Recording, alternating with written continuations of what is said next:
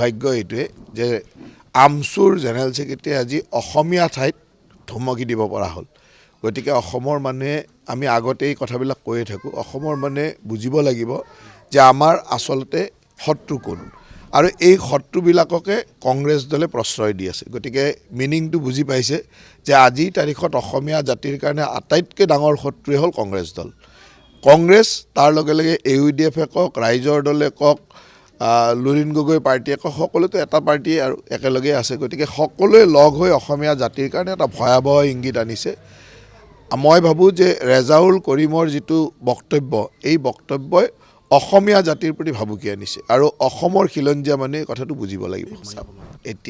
এতিয়া ডাঙৰ কথাটো হ'ল যে আগ্ৰাসনকাৰীবিলাকে এতিয়া এই ধৰণে কথা ক'ব পৰা হোৱাটোৱেই আমাৰ কাৰণে ভয়াৱহতাৰ ইংগিত আৰু তাৰ কাৰণে বিজেপি দল লাগিব, নৰেন্দ্ৰ মোদী ডাঙৰীয়াৰ দৰে শক্তিশালী নেতা লাগিব, তাৰ কাৰণে হিমন্ত বিশ্ব শৰ্মাৰ দৰে শক্তিশালী নেতা লাগিব, যাৰ জৰিয়তে এইসকলক আমি দমন কৰি ৰাখিব পাৰিম।